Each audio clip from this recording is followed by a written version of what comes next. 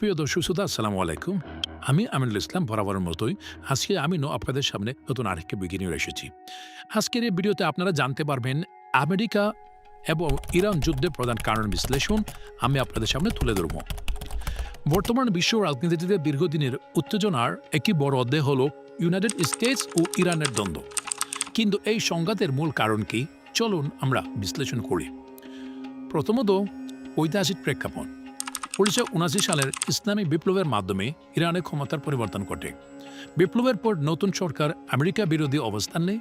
তেহরানে মার্কিন দূতাবাস, জিম্মি সংকট, দুই দেশের সম্পর্ক সম্পূর্ণ ভেঙে যায়। তখন থেকে অবিশ্বাস ও শত্রুতা শুরু হয়। দ্বিতীয়ত, পারমাণবিক ইস্যু। ইরানের পারমাণবিক কর্মসূচি নিয়ে আমেরিকা দীর্ঘদিন উদ্বিগ্ন। 2015 সালে একটি পারমাণবিক চুক্তি স্বাক্ষরিত হয়, যা আনুষ্ঠানিকভাবে পরিচিত joint comprehensive plan of action নামে।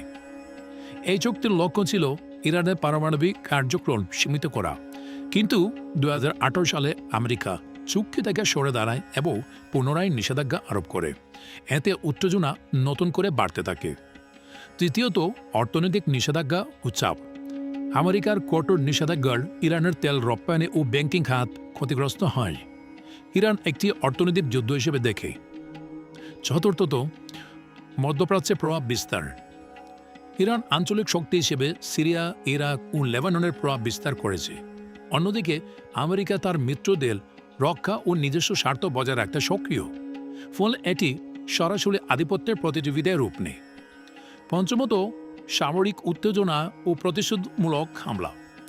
2020 সালে মার্কিন ড্রোন হামলায় ইরানের প্রভাবশালী জেনারেল কাসেম সুলাইমানি নিহত হন। এর জবাবে ইরান মার্কিন ঘাঁটিতে ক্ষেপণাস্ত্র হামলা চালায়। এতে দুই দেশ সরাসরি যুদ্ধের দ্বারপ্রান্তে পৌঁছে যায়। ষষ্ঠত, ইসরায়েল ইস্যু।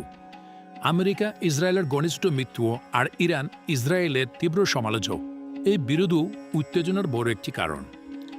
আমেরিকা ইরান যুদ্ধের সম্ভাব্য কারণ কোনো একক নয়। এটি ইতিহাস, পারমাণবিক ইস্যু, অর্থনৈতিক চাপ, আঞ্চলিক আধিপত্য ও আদর্শবোধ দ্বন্দ্বের জটিল সমন্বয়। এই ধরনের নিত্য নতুন ভিডিও পেতে অবশ্যই চ্যানেলটিকে সাবস্ক্রাইব করে পাশে